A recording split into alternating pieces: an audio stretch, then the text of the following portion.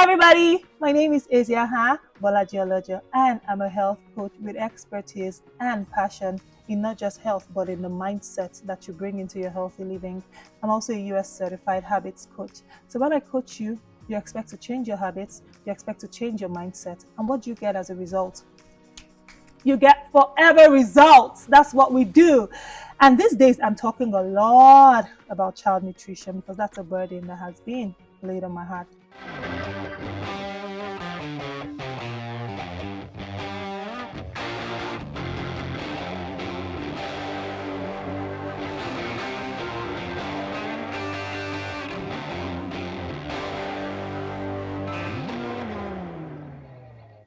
There was a time when I would see children who were obese, overweight, and I would feel something within me, but I'll shut it down really fast because I thought, how dare you judge a child for their weight? But it was a burden that never left me. I was truly concerned. And what started as the wellness revival with the nourishing bodies, flourishing futures has now come and been birthed into this fantastic book, The Wellness Champions. Everyone who has looked at that book has just been amazed at the content, not just because of the richness of it, but because of the authenticity of it. That's literally the story of my household, my two boys, King David and El John Bolajiolojo. Why did I write the Wellness Champions book series? First, I know that change is possible. Listen, prevention is the only medicine that we have.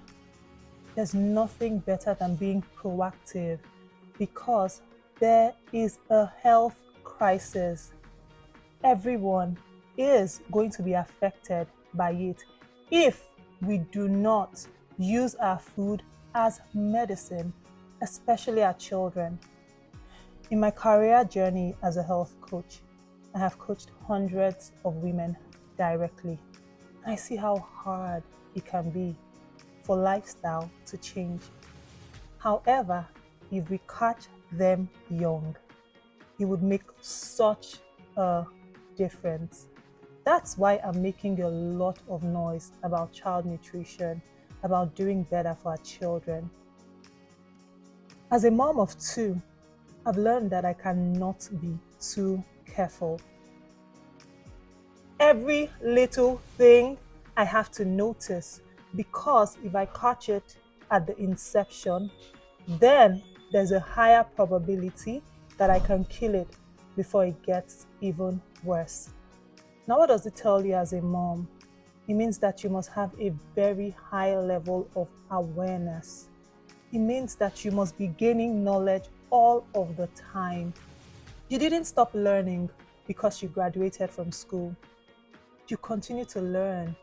And actually, there's so much to learn with Google, with ChatGPT, with AI. There's so much that we can learn. However, I don't just want you as a mom getting information and knowledge from these sources. You must go for credible sources. We can't just get information from Google alone. You'd have to check the professionals out. Actually, in Nigeria where I live, there are not many pediatricians, but it doesn't mean that you should take your children to a general practitioner. You have to look for doctors who are specialized in taking care of children. However, healing does not only happen in the doctor's office. Healing starts from your kitchen, which is why we're not just feeding our children healthy, we're also educating them on why this is important. We don't just want them to know in their heads, we want them to know in their hearts.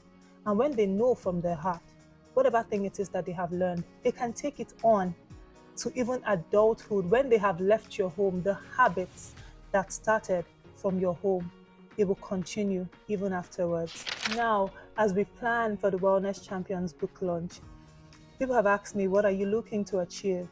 I'm looking to achieve 3 things.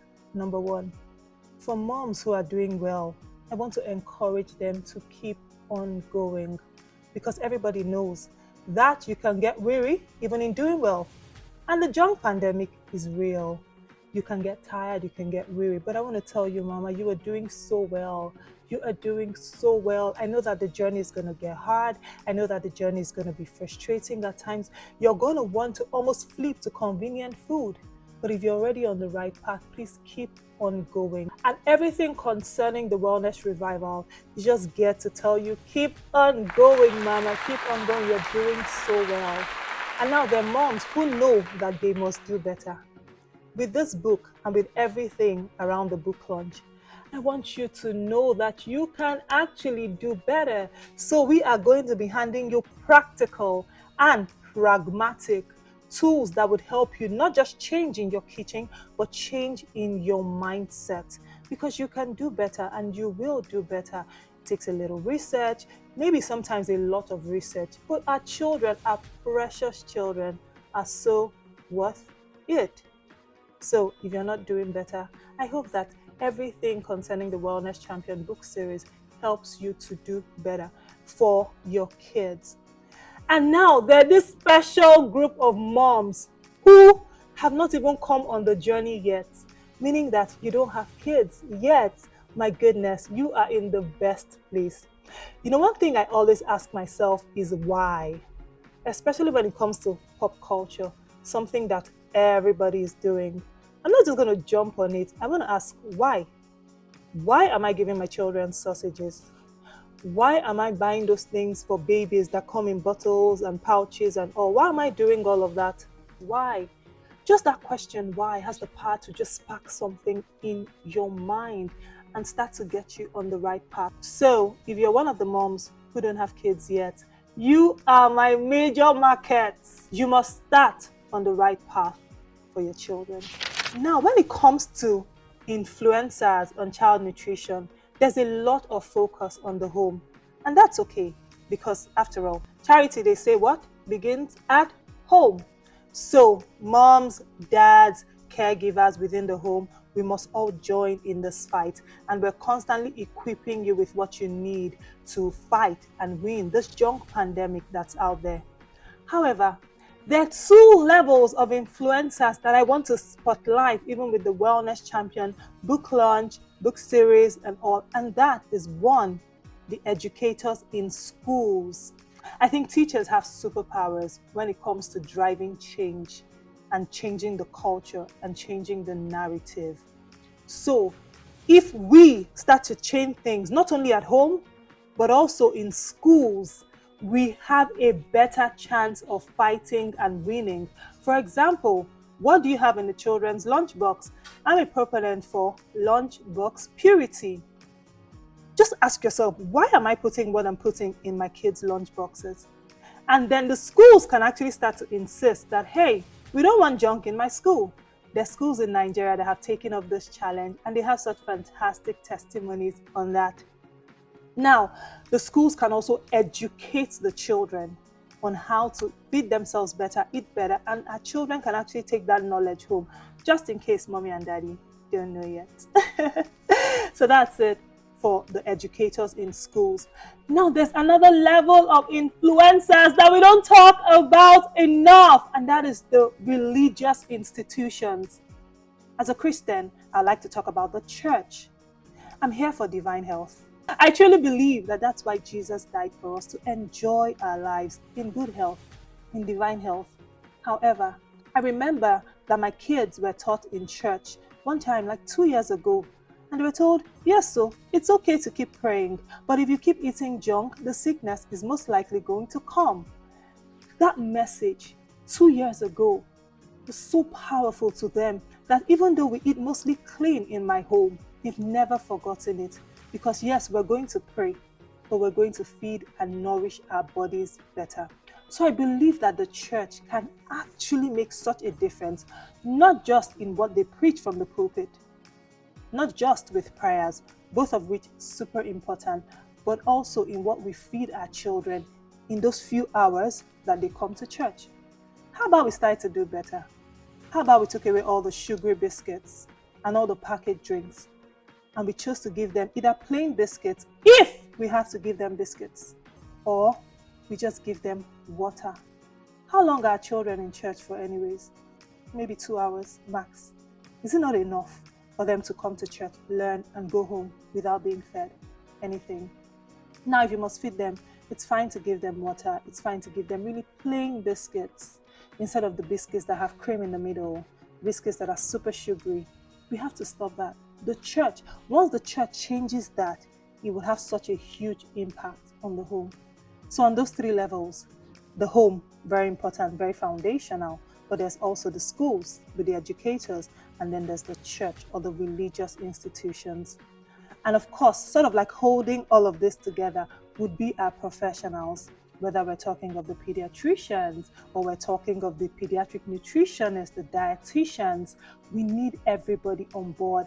So when your child has a problem, you don't just want to go to anybody or self-medicate, or in this case, child medicate, where you're like, I already know what's up, and you just give them anything. No, you don't want to do that. You want to consult the professionals, and you also want to do a lot of research as a mom. You don't just want to take anything. You want to ask your medical professionals questions. You don't just take anything that is presented to you. You too appear with some level of knowledge and confidence. Query the system. Query why these drugs are being given. Query why this vaccine is being given. As a mom, we can no longer afford to be ignorant, because ignorance is no longer bliss. Actually, ignorance can cost you or your child their lives, and you don't want that. So another thing that comes up when we talk healthy eating is people usually say, oh, it's too expensive. Healthy eating is expensive. But is it? Let me tell you what's expensive. Sickness is expensive. Missing work because you have to take a child to the hospital is expensive. Your children missing school because they're ill is expensive. Sleepless nights, oh my goodness, can't even put a cost on that. So what would you rather have? Proactive eating healthy, or reactive, which is when you're now trying to treat the condition that has come as a result of poor food choices? You're a very wise mom, you're a wise dad, you're a wise parent, and I know that you are definitely choosing health over convenience, because what is truly inconveniencing, what is truly expensive, is sickness that could have been avoided as a result of poor diet and food choices. So as we get set for the Wellness Champions book launch at the Muson Center, June 29, 2024, you'll be hearing from amazing men and women. So they're moms like you and I who are just doing better, who have just chosen to do better for their children. You are going to be hearing from the professionals, pediatric consultants, pediatric dietitian, nutritionists. You are going to be hearing from all of them. You're going to be hearing from educators, Sunday school teachers, school teachers. We just want to make sure that you have no excuse anymore. But no matter what we give to you, you are going to have to process it and mine the juice out of it. Listen to me. Being a parent is hard work. We're not going to quote it. You are going to have to put in the work, but it's beautiful work. It's rewarding work. And when we start to see our children who actually also have a purpose to their lives, when you start to see them thriving, when you start to see them living sickness-free, when you start to see them hitting all of their growth milestones, when you start to see them excited, jumping, and doing everything that children really should be doing, you will know that this work was truly worth it. I'll see you at the Wellness Champions book launch. God bless you. Which is why we are not just teaching our children. Cut that part out. Now, as part of the Wellness Champion book and everything concerning, cut that part out. And now there are moms who are actually, no. So if you're one of the moms who don't, you must do better for your children. No, you're not doing better. Charity, they say, where? I think students are, I think teachers are super, I truly believe that that's why God died. Ooh, is your heart? And of course, above all of this would be, none above,